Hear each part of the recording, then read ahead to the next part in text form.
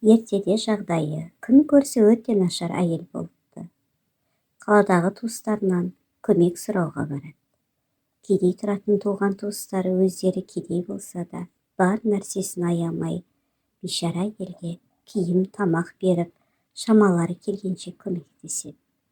Бірақ әйел оның бәрін бекер алмау үшін туыстарының үйіндегі жұмыстарын жасап, полын жуып, шаңын сүртіп, терезелерін жуып береді. Ал байлық асып-тасып тұрған туыстарына барса, олар жас келіншекті кішкентай баласымен үйлеріне кіргізбей қуып жібереді. Тапқан табысымен балаларын қуантып, жаңа жылды бірге қарсы алайын деп, күн батпай тұрып әйел жолға шығады. Күн суық, қар қалың, қанша асығып жүргенімен жолаушы түнге қалады. Бір қолында кішкентай баласы, екінші қолында әкеле жатқан сыйлықтары бар. Жас әйел әбден шаршайды. Түн ортасына таман ол жолдың бойында тұрған жартасқа жетеді. Ауыл жақын екенін осы белгіден танып, әрі иттердің үрген дауысын естіп әйел қатты қуанады. Жартастың жанында сәл демалмақшы болған жас келіншек қолындағы баланы түйіншектерін жерге қоя бастайды. Сол кезде әдемі қоңырау сыңғыры естіледі. Ғажап, әйел тоқтаған үлкен жартас кенет ортасынан қақ жарылып ашылады. Жап-жарық үңгірдің іші толған алтын мен күміс, асыл тастар, тағы да басқалар көп екен. Жайқыраған асыл тастарды көргенде келіншек сілейіп қатып қалады. Сол кезде бір керемет әдемі дауыс естіледі. Қорықпа, кіріп ұнатқан заттарыңды ал, бірақ есіңде болсын. Үңгірдің сиқырлы есігі қоңыраудың соңғы соққан даусымен жабылады. Сондықтан кетерінде асығып, өзіңнің қымбат нәрсеңді ұмытып тастап кетпе дейді. Жас келіншек үңгірге кіріп, баласын жетектеп, үйіліп жатқан алтынның үстіне отырғызады.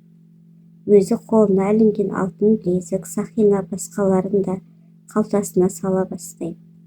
Сол кезде құпия дауыс екінші рет ескертеді. Байқа, кетеріңде ең қымбат нәрсеңді ұмытып кетпе. Балаларым бір қуанатым болды. Кедейлік күндерім осымен біткен шығар деп бейшара әйел қалталарын толтырып бітіп, басындағы орамалын жұлып алып, алтын мен күміс соған сала бастайды. Тезірек уақыттың бітіп қалады. Ең қымбат нәрсеңді ұмытпа деген әдемі дауыс жас келіншекке үшінші рет ескерту жасайды. Қоңыраудың соңғы соғылған дауысын естіп, әйел оқтай ұшып далаға шығады. Гүрілдеп үңгірдің есігі жабылып қалады. Далаға шыққан жас келіншектің есіне баласы енді ғана түседі. Балам қайда? Байғұс әйел қолындағы байлықтардың бәрін жерге тастай салып, жартасқа қарай жүгіреді. Бірақ жартастың есігі жабылып, шыбын өтетіндей тесігі де қалмады. Жинаған алтын мен күміс баламның бір тамшы жасына да тұрмайды.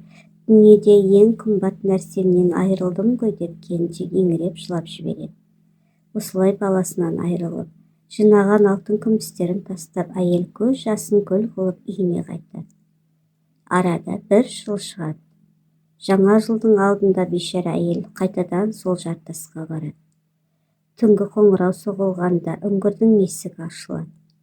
Үңгірге кірген жас келіншек осы жолы жайқырап жатқан алтын мен алтын тастарға қарамайды. Өзінің баласын көріп қуанып кетеді.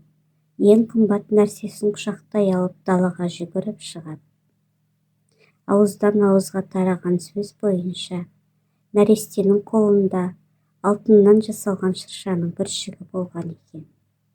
Бірақ сол кезде алтыннан артық жақырап тұрған баланың көзінен басқа анасы еш нәрсе байқамапты.